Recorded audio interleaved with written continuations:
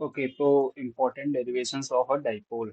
All about dipole. Actually इस video में हम लोग सीखने वाले हैं कि डाइपोल क्या होता है, इसके क्या क्या इम्पोर्टेंट डेरिवेशंस हैं। ठीक है। तो डाइपोल क्या होता है वो बात की बात है। पहले अभी आप ये समझ लो, टोटल डाइपोल में 4 केसेस होते हैं जो हमारे एग्जाम पॉइंट ऑफ व्यू से इम्पोर्टेंट हैं। ठीक है। कि dipole, electric field on the axis of dipole, electric field in equatorial condition, electric potential in axial condition, and electric potential in equatorial case। तो अभी हम थोड़ा सा समझेंगे कि डाइपोल क्या होता है, एंड फिर उसके बाद ये चारों केसेस समझने वाले हैं। ठीक है। तो first thing is what is dipole. What is dipole. जैसा कि नाम सजेस्ट कर रहा है, डाइपोल क्या होता है कि इसको सिंपली अगर आपको डिफाइन करना है तो आप बोल सकते हो when we place two equal and opposite charges. ठीक है। Two equal and opposite charges at a minimum distance. When we place two equal and opposite charges at a minimum distance, then this arrangement is known as dipole। समझ गए।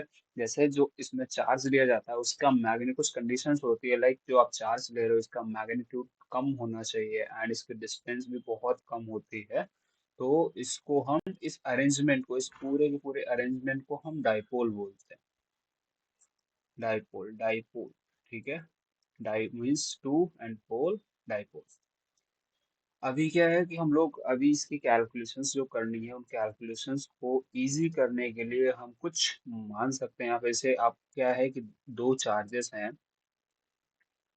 इनके बीच की distance को generally अभी तक हम लोग क्या मानते हैं, डी और आर, बट यहाँ पे हम लोग सपोज यहाँ पे मानेंगे 2L। एल मान सकते थे बट हम लोगों ने 2L क्यों माना, उसका रीजन आपको समझ आएगा। अभी आप जब डेरिवेशन करोगे तो आपको 2L का रीजन समझ आएगा। ऐसा नहीं है कि आप डी नहीं मान सकते, आप कोई सी भी डिस्टेंस मान सकते हो। ठीक है। बट 2L लेने का एक खास पर्पज है, आपकी कैलकुलेशंस को इजी करना है, इसीलिए हम लोग 2L कंसीडर कर रहे हैं। चार्ज चार्ज तो आप दोनों सेम ही है, तो Q एंड Q। बस होगा क्या है, ये अगर नेगेटिव है देन ये पॉजिटिव होगा। तो ये कंप्लीट अरेंजमेंट है, इसको हम डाइपोल बोलते हैं। ठीक है। अभी डाइपोल क्या होता है, डाइपोल आपकी एक वेक्टर क्वांटिटी होती है। तो अब सॉरी, हाँ, डाइपोल के पास डायरेक्शन होता है एक, और इसके अंदर टर्म डिफाइन किया जाता है, that is dipole moment. Dipole तो एक अरेंजमेंट है। ठीक है। डाइपोल से डिफाइन किया जाता है dipole moment. And dipole moment को हम लोग जनरली पी से रिप्रेजेंट करते हैं, और ये एक वेक्टर क्वांटिटी होता है। ये एक वेक्टर क्वांटिटी होता है। तो आप लोगों को पता है कि अगर कोई क्वांटिटी वेक्टर है, इट मीन्स इसके पास दो चीजें होनी चाहिए, that is magnitude and direction. Magnitude and direction, जो बेसिक मीन है वो मैग्नीट्यूड एंड डायरेक्शन होनी चाहिए। ठीक है। सो डाइपोल मोमेंट पी, इसको कैसे डिफाइन करते हैं, what is dipole moment. Dipole moment P is equal to, अगर हम लोग मैग्नीट्यूड वाइज बात करें, so it is the product of the charge and the distance between them। What is dipole moment? Dipole moment is the product of the charge and the distance between them। अभी charge आप कोई सा भी ले सकते हो क्योंकि हम मैग्नीट्यूड की बात कर रहे हैं, तो दोनों चार्जेस सेम है। And distance is your 2L। And the direction of the dipole is always negative to positive. Objective question कई बार पूछा गया है कि what is the direction of dipole moment, so it is negative to positive, that is P vector. तो this is all about dipole. Dipole क्या होता है, ये एक अरेंजमेंट को डाइपोल बोलते हैं जब हम दो इक्वल एंड अपोजिट चार्जेस को मिनिमम डिस्टेंस पे प्लेस करते हैं, तो इस अरेंजमेंट को डाइपोल बोलते हैं। एंड डाइपोल मोमेंट क्या होता है, डाइपोल मोमेंट एक क्वांटिटी होती है जो डाइपोल से निकल के आती है। इसका मैग्नीट्यूड जो होता है वो प्रोडक्ट ऑफ चार्ज एंड उनके बीच के डिस्टेंस के बराबर होता है, एंड इसका जो डायरेक्शन होता है वो ऑलवेज नेगेटिव टू पॉजिटिव रहता है। ठीक है। क्लियर। डाइपोल क्या होता है, डाइपोल मोमेंट क्या होता है। अभी आपने जो इलेक्ट्रिक फील्ड पढ़ा एंड इलेक्ट्रिक आप पोटेंशियल पढ़ा, तो डाइपोल में चार्जेस है। ठीक है, तो इस चार्जेस की वजह से हमारा इलेक्ट्रिक फील्ड भी होगा, हमारा इलेक्ट्रिक पोटेंशियल भी होगा। तो इसमें टोटल 4 केस निकल के आते हैं कि आपका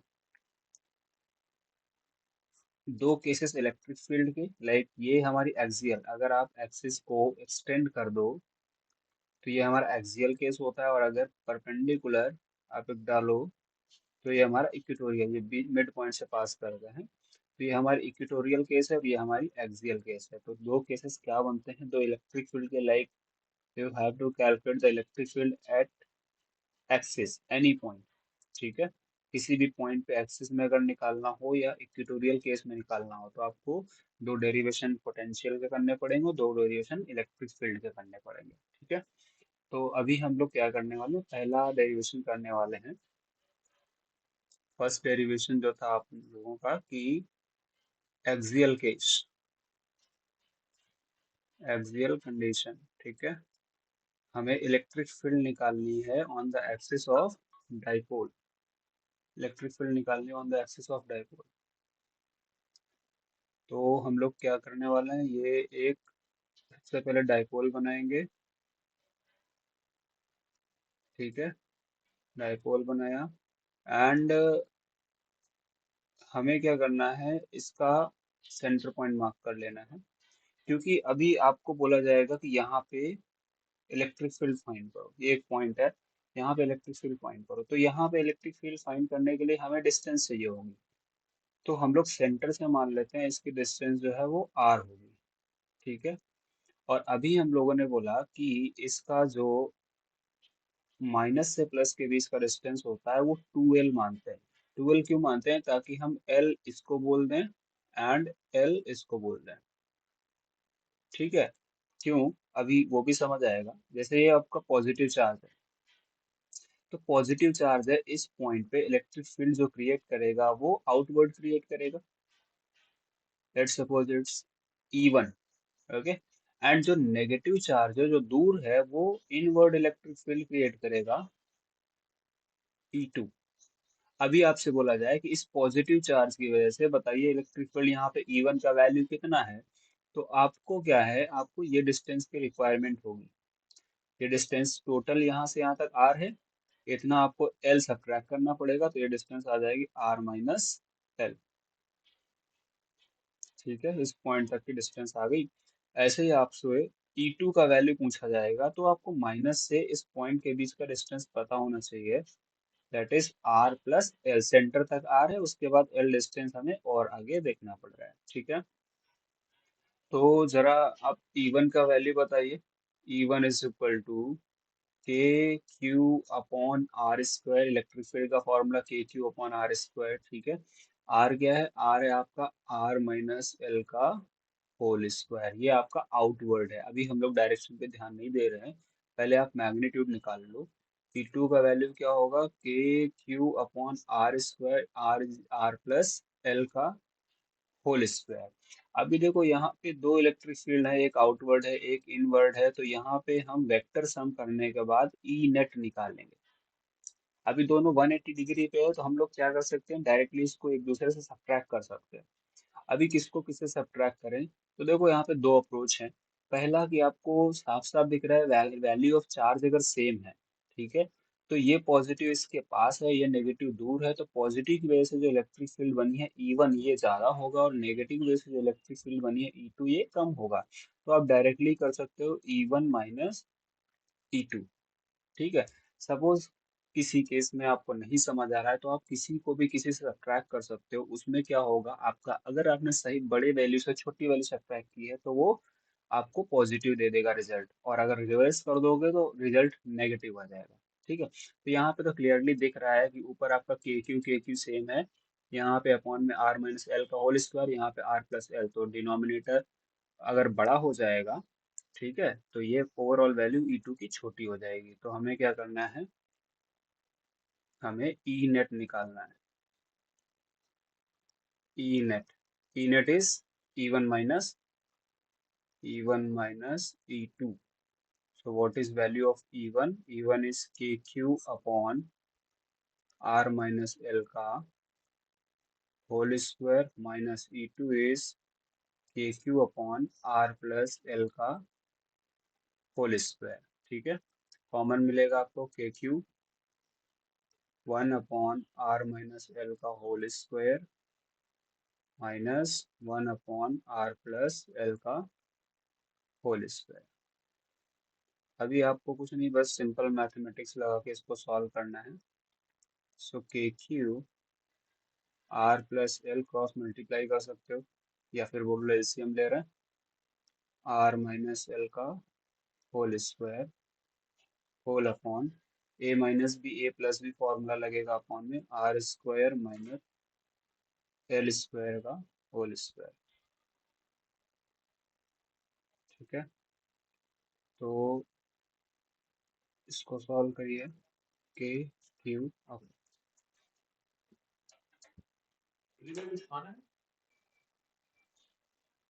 ठीक है, तो इसको आगे सॉल्व करते हैं हम लोग। सो यहाँ पे ए प्लस बी का whole square, A square plus B square and plus 2 R L.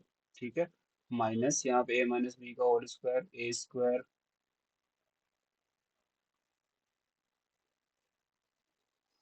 ठीक है, कुछ नहीं कर रहा, सिर्फ basic maths, R square minus L square का होल स्क्वायर। अभी क्या है, आपको ब्रैकेट ब्रैकेट ओपन करने की नीड है। R square L square plus 2 R L, minus से मल्टीप्लाई करिए अंदर, R square minus L square. ठीक है, ये प्लस है तो माइनस से मल्टीप्लाई, ये माइनस है तो प्लस हो जाएगा, plus 2 R L whole upon R square minus L square का होल स्क्वायर। ठीक है, अभी यहाँ पे R square L square plus का R square L square minus का कैंसिल हो जाएगा। तो हम लोग नेक्स्ट पेज पे चलते हैं। यहाँ बचा है आपका,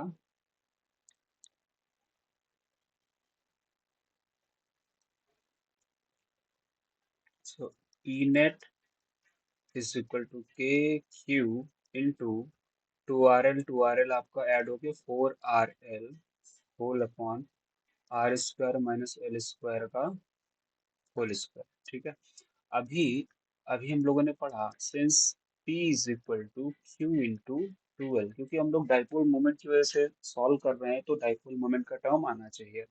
तो यहाँ से आपको Q इंटू 2L वाला टर्म बाहर करना है। तो क्या करना पड़ेगा, K into Q into 2L, ये बाहर कर लिया एंड एक टू बाहर कर दिया। ठीक है, 2 2 जा 4 हो जाएगा, तो into R whole upon R square minus L square का whole square, q into 2L की जगह हम लोग पी प्लेस करते हैं। So E net is equal to 2 k p R whole upon R square minus L square का whole square. ये आपका मेन फॉर्मूला है, ये आपका मेन फॉर्मूला है। अब हम इसमें कुछ अजम्पशंस करते हैं ताकि हमारे क्वेश्चन को कैलकुलेट सोल्यूशन करते वक्त कैलकुलेशन इजी हो जाए। ठीक है, since we know that R R is a distance. ठीक है, क्या कौन सी डिस्टेंस, माइनस से प्लस से सेंटर से जिस पॉइंट पे आपको इलेक्ट्रिक फील्ड फाइंड करना है वो डिस्टेंस है। तो ये डिस्टेंस जो होती है ये कंपैरेटिवली काफी बड़ी होती है आपके एल से, जो माइनस और प्लस के बीच की डिस्टेंस होती है 2L। ठीक है, इससे बहुत बड़ी होती है। तो इसीलिए हम लोग बोलते हैं डाइपोल को डिफाइन करते वक्त, when two equal and opposite charges are placed at a minimum distance, तो एल की वैल्यू आर से काफी छोटी होती है, तो हम एल को नेग्लेक्ट कर सकते हैं। तो ई नेट का वैल्यू आएगा आपका 2 k p R whole upon R square की पावर 2। ठीक है, तो 2 k p R whole upon R raise to the power 4, एक आर से एक पावर सब्ट्रैक्ट हो जाएगी। सो ई नेट का फॉर्मूला आया 2 k p upon R cube. अभी के कांस्टेंट है, आपको इसका वैल्यू पता है, E net is equal to 1/4 pi epsilon naught 2p by R cube. ये आपका पहला डेरिवेशन है, electric field in axial condition, काफी इंपॉर्टेंट डेरिवेशन है, आपको आना चाहिए।